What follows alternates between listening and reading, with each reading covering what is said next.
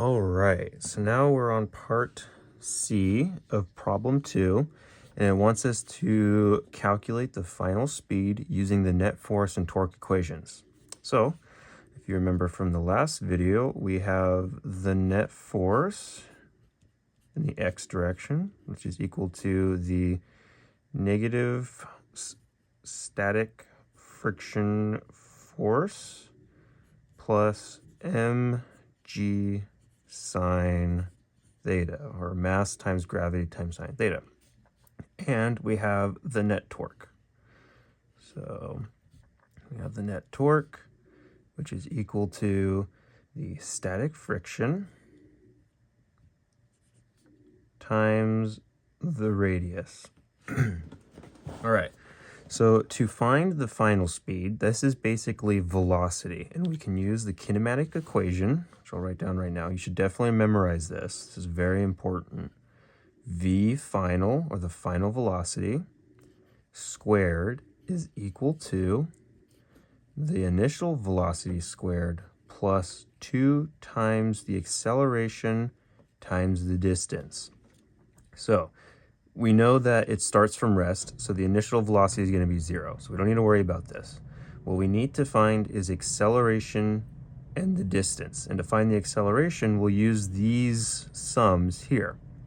To give you a quick summary, we'll first isolate the friction force from the sum of the forces in the x direction.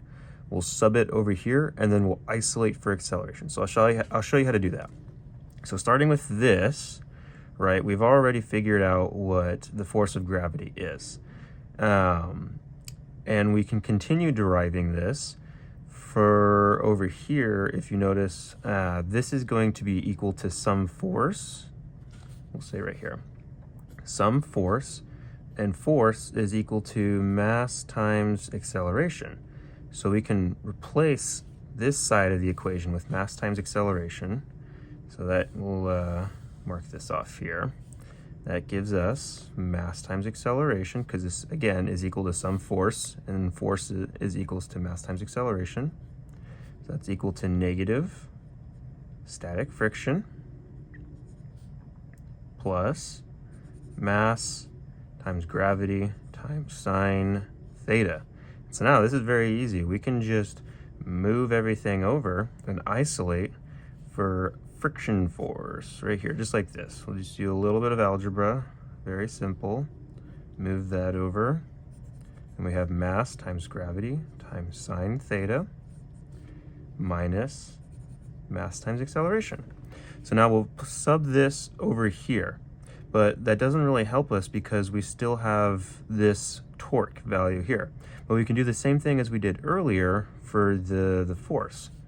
So we know that torque is equal to inertia times alpha, which is the angular acceleration, which we don't know what alpha is, but we do know, or we're trying to find what the normal acceleration is. So we can actually do another substitution right here with angular acceleration equaling acceleration over the radius, right?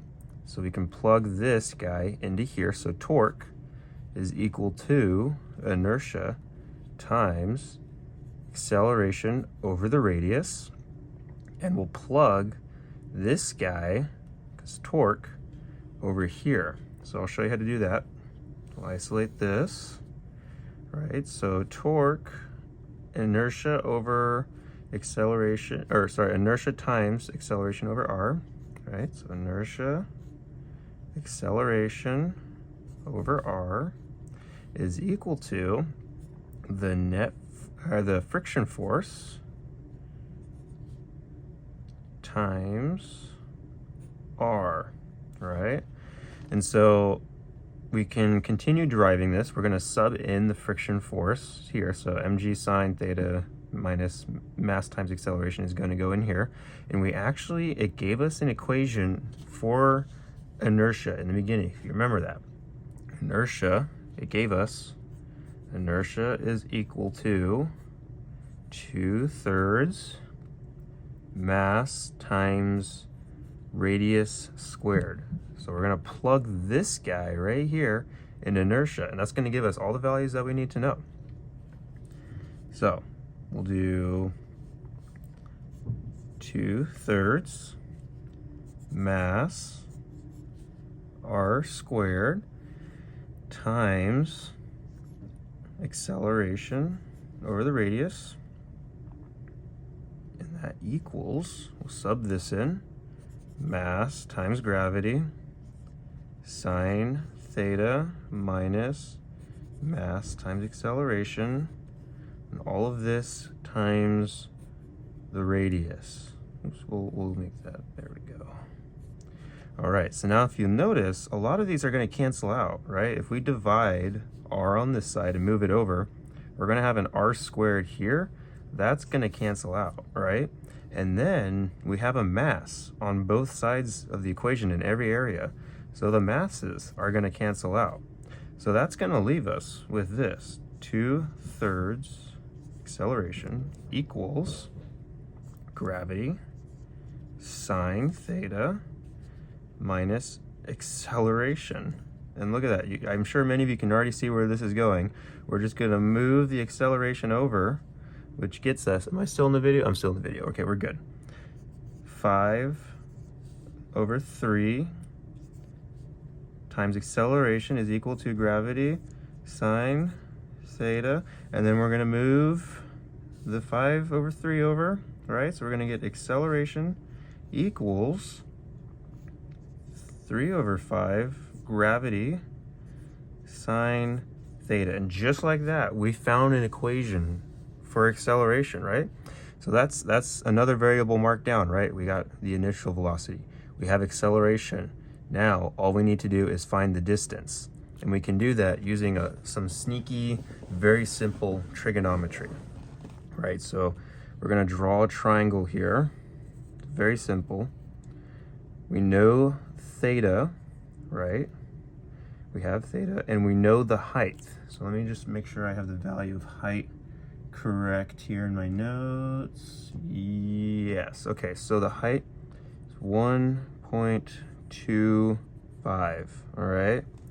Now, if you remember SOHCAHTOA, sine theta is equal to opposite over hypotenuse, right? And so we have the opposite value here, and the hypotenuse is the distance our little cylinder travels down. That's all we want, is the hypotenuse. So h is equal to the distance there. And so here, right, we have sine theta, and that's equal to 1.25 over the distance. We move the distance over here, divide the sine over, and that gives us an equation for the distance. Super easy.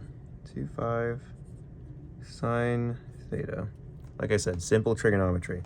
So now we have everything to fill out this equation, right? So we have velocity squared, the final velocity squared is equal to, we don't care about this, this is 0 because it's at rest, 2 times the acceleration, which is this guy, 3/5 gravity sine theta, right, times the distance, 1.25 sine theta, and look at that, our sines cancel out. We'll square root both sides to isolate for the final velocity, right there. Get the square root, 2, 3/5 gravity, 1.25. And just like that, all we need to do is input the gravity, solve this equation, and we'll have our final velocity. So let me get my calculator here and we can do that. All right, so we're going to do root 2 times 3/5 times 9.8 times 1.25. Let's see if my calculator will allow me to do that. No, okay, so we're gonna add the multiplication in there. There we go. And so our velocity, or our final speed, is equal to 3, and we'll round up, 0.83 meters a second. And that is the final speed of our sphere using the net force and net torque equations.